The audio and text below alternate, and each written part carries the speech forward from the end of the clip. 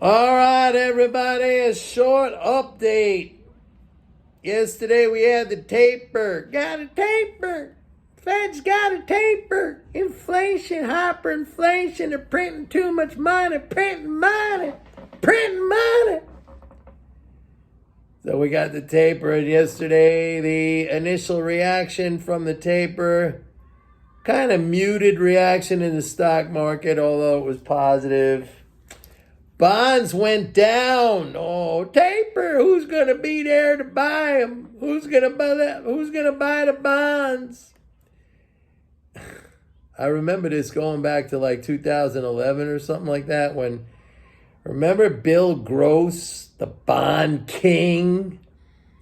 And the Fed at that time was also beginning to taper its asset purchases. That was like the first iteration of quantitative easing. That was after the financial crisis, or maybe it was like the second round of quantitative easing, and the Fed was saying they're going to stop it.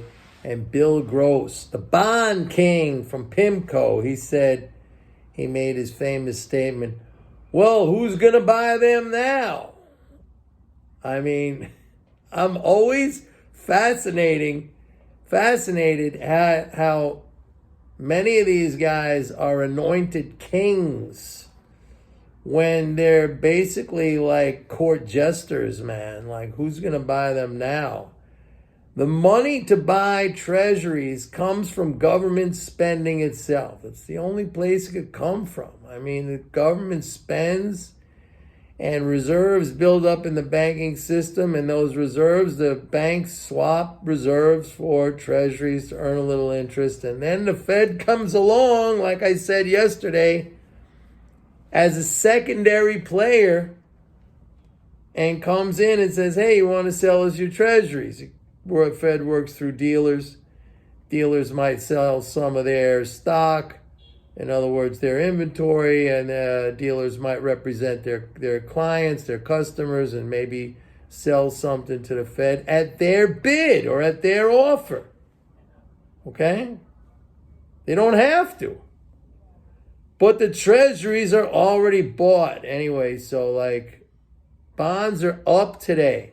This is what should happen because other factors are important, if not necessary, to the conditions of where interest rates are going to be. Number one is the fact that the Fed is not raising interest rates. It said so, okay? It's not in any rush to raise interest rates. And what is the interest rate?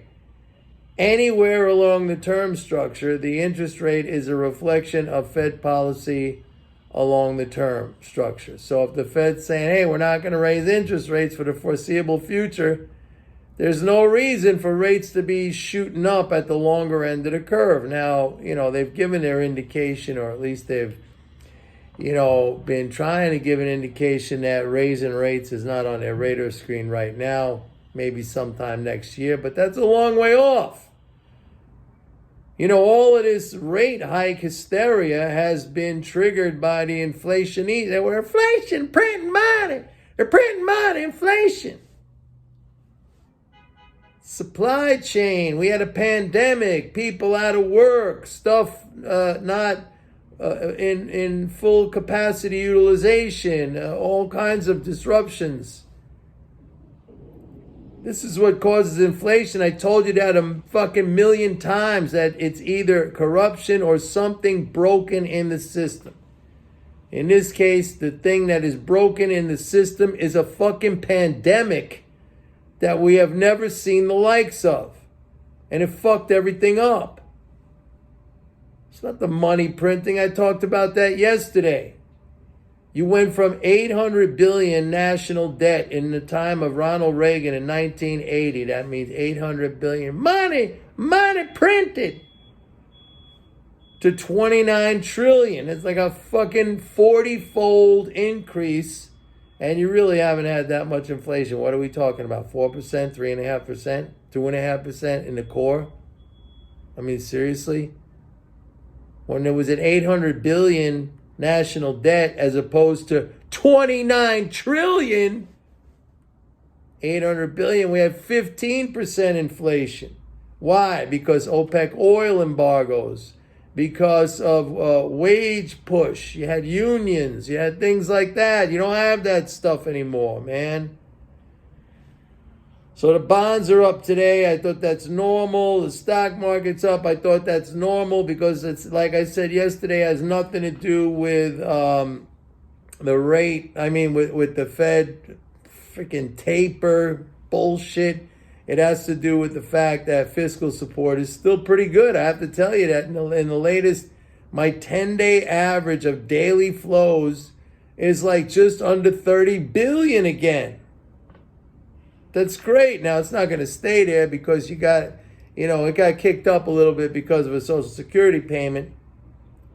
That's another thing I've been telling you about. Like, starting next year in January, Social Security recipients are going to get one of the biggest increases ever. So that is an automatic fiscal support. That is an automatic fiscal operation. That's an automatic, it doesn't need Congress to authorize it. That happens automatically. Now, Congress could end up killing Social Security because of false belief that we're running out of money. We're running out of money. And probably that's going to happen one day, just like I predicted one day that the U.S. credit rating was going to get downgraded by those idiots at Standard & Poor's or one of the rating agencies. That happened. And what happened when that happened?